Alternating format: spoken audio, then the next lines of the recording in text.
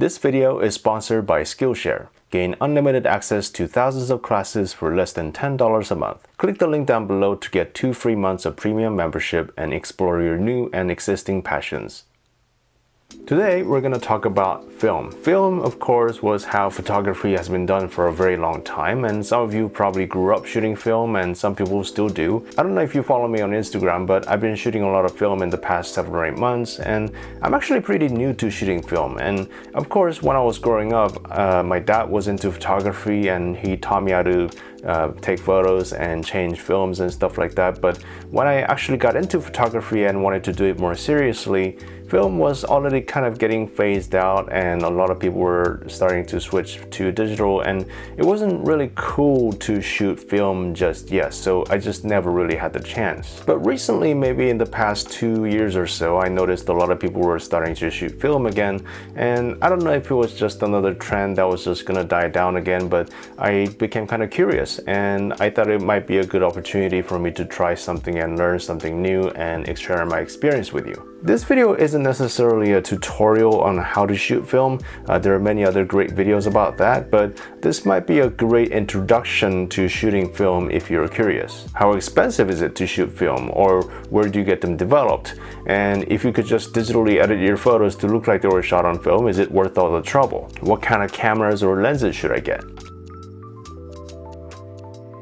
So the first thing you need, obviously you need a camera. So after doing some research and going down the rabbit holes of YouTube and eBay, I got myself some cameras and lenses. Typically, you should be able to find a pretty decent film camera for anywhere between $50 to $300, and a little bit more if the camera is a bit newer and more advanced, and also if it's in great condition. This camera in particular is a very interesting camera. This is the Canon EOS 1N. This might be considered as something like the great-great-great-great-grandfather of the 1DX Mark III of today. This camera is about 25 years old, which is relatively new for a film camera, and I got this on eBay for about $130. And what's great about this camera is that it can autofocus, and it still uses the same EF mount lenses that are still around today, obviously.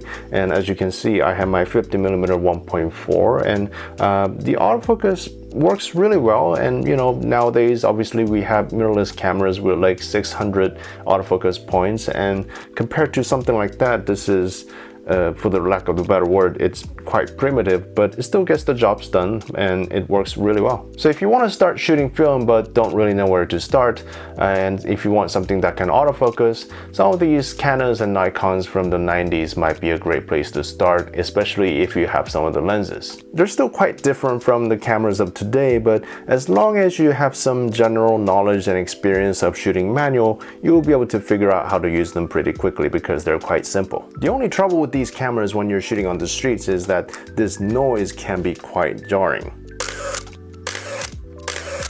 I hadn't heard this sound in like 20 years, and it was quite amazing, and after a while you get used to them, and when you don't hear them you kind of miss it. If you think this is too loud for street photography or whatever you do, you just have to find a camera where you can manually wind the film yourself. If you want something a little more stylish, then you can go back a little further and get yourself one of these. This is Canon A1. This camera was manufactured in Japan back in the late 70s and early 80s, and if you're new to shooting film and if you want the ultimate analog experience, then you gotta get yourself one of these. Obviously you don't have to stick to Canon, but I just found some lenses that I wanted to use, and the FD mount has a lot of great lenses like the 35 2.0 or the 50 1.4, and they're all quite affordable as well. And I got the camera and the 50mm 1.4 as a bundle for $120, which is a great deal, and the camera itself is in close to perfect condition. And when you're going back that far, you really don't need to worry too much about what kind of camera you're getting. You're basically choosing a camera that looks the best to you, because unlike digital cameras, you don't really have to worry about things like image quality, because the different traits of image quality will come from the film, which is essentially your sensor. If you are the type of person who are super anal about image quality and sharpness and things like that, I'm not sure if shooting film is for you, although obviously you can achieve those things with film, sometimes even better, but you have to be a lot more patient. You have to be able to accept the way your photos turn out, and you have to be able to accept the fact that you won't be able to see your photos for several days. You won't be able to take as many shots and there will be a lot more misses, but it's all part of the experience, and you really have to accept that it's an art form, not something you can completely control. Shooting film today, more than anything else, has to be fun.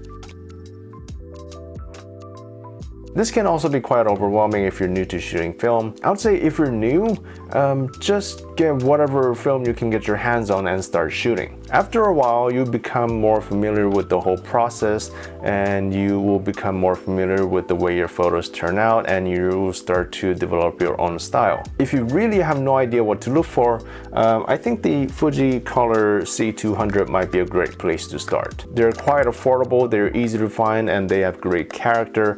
And as you learn with film, the cheaper doesn't necessarily mean worse. All films have different characteristics, and that's one of the things that makes shooting film fun. Like I keep saying, it's all about the experience, especially at the beginning. When you buy a new film that you haven't tried before and taking pictures with them, and then the whole anticipation of waiting to see your pictures and then trying again with different films, it's really fun. Not just that, but the whole ritual of changing films, winding films, and the overall analog experience that we've all become so unfamiliar with nowadays. The only thing to keep in mind is that you have to plan your shots a little more carefully with your film cameras. You have to choose the correct ISO for the type of weather or the lighting environment that you're going to be shooting in, because if it's sunny and if you have an ISO 3200 film in your camera, then what do? If I want to capture some great color, but if I have a black and white film inside my camera, then what do? You might feel like there's a lot of inconveniences in shooting film, but you really have to look at these creative challenges in a more positive way. And when you get your photos back,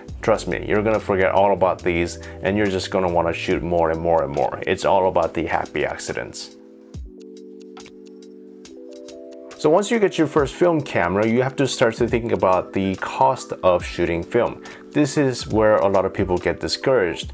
And yeah, the old film cameras are pretty cheap, and there's a good chance that either you or your parents might have one sitting in your house somewhere, but that's just the beginning. Unlike SD cards, films are obviously not reusable. So when you travel, you have to always carry extra rolls, and once you go through them, you have to buy more and more and more, if you can find them, of course. Cost of films vary, but for 35mm films, you could expect to pay anywhere between $3 to $12 per roll, and considering that a roll of film has 36 shots, that's roughly about 10 to 30 cents per shot. And that's not the end, and you obviously have to get them developed, and again, if you can find a place. I did a lot of research, and even in places like LA, the options were pretty limited. And since even for professional photo studios, developing films isn't something that they deal with all the time anymore, so most of the places that I found were either really expensive or had bad reviews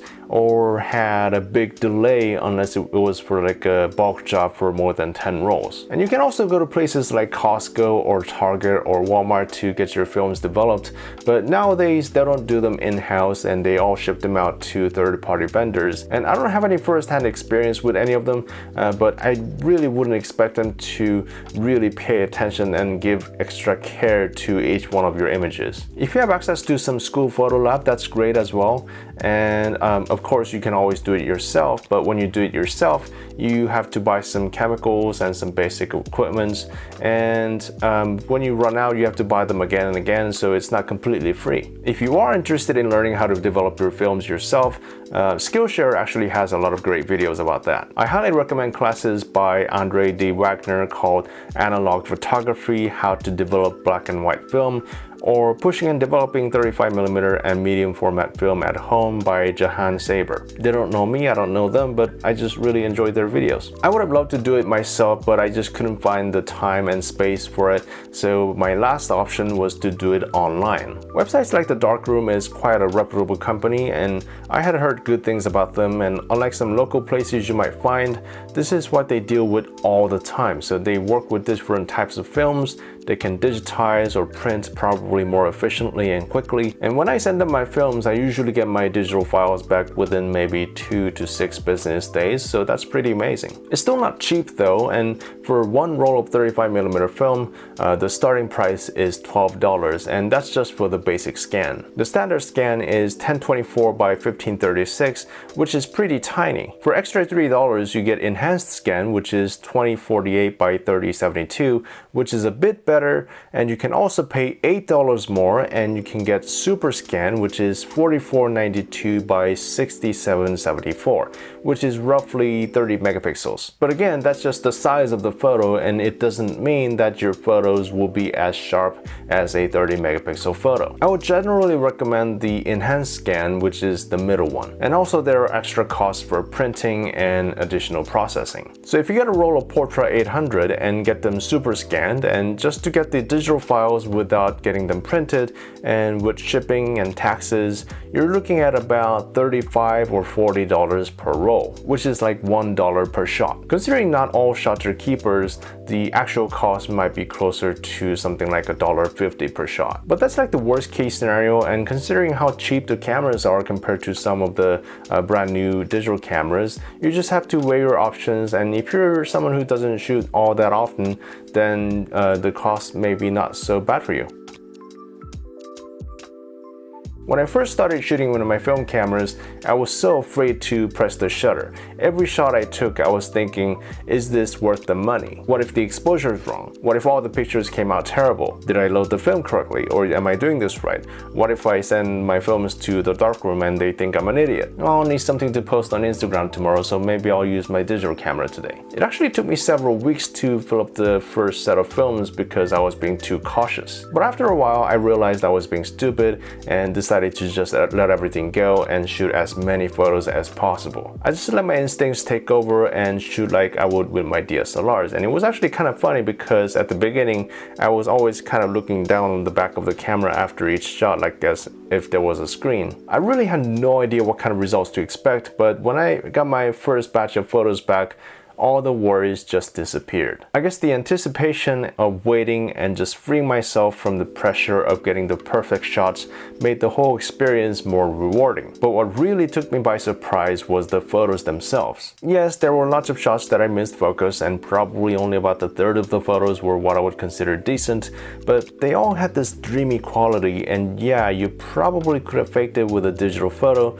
but this was the real deal. I would never edit my photos to this extreme to make the color and grain look like this. Film simulations or film color profiles are fun, but they were really never my thing. But just by looking at these photos, I can understand why people like them so much, and I can see why so many people are getting into it now. So, what have I learned from all this? Am I gonna keep shooting film? Should you shoot film? Is film just another trend, or is film here to stay? Well, if you've never done it before, I don't see any reason not to try it, and there's not a lot of logical reasons to shoot film in 2020, but you know, what's the logical reason of shooting SLRs instead of mirrorless? We don't always need a logical reason to do whatever we like to do, and we're all human beings, not robots. Yes, digital is obviously more convenient, and today everything is about the instant gratification, but shooting film, more than anything, I think showed me what it's like to slow down again once in a while. Like I said in my X Pro 3 review a few weeks ago, it's not always about the results, but it's also about the process and experience. Except that this isn't just designed to somewhat give you the experience, but this is the real deal. So if you are watching this because you're curious, I would highly recommend it. Just give it a go and don't think about it too hard. I'd like to take this moment to thank Skillshare for making this video possible, and although this channel is mainly for photography, my passion in life is learning, and it's easier than ever to learn anything no matter where you are. For less than $10 a month, you can gain access to thousands of great contents, not just about photography, but also for things like video, animation, graphic design, entrepreneurship, or whatever you might be interested in. I'm mostly a self-taught photographer, and I really wish I had something like this when I was starting out. And on YouTube, I like to make videos that I would have liked to have watched when I was starting out, and also to answer some of the questions that I had back then. And I think Skillshare would be a great place for a lot of beginners learning photography and something more specific like shooting film. So if you want to learn more about shooting film, I highly recommend checking out Skillshare. And it's so affordable, so there's really no reason not to use it. And if you go to the link down below in the description, you can get 2 free months of premium membership, so make sure to check that out. So that's it for me today. I hope this is helpful, and if you have any more questions about shooting film, just leave a comment down below and I'll try to get to them all. And I thank you for watching, and I'll see you next time. Bye bye.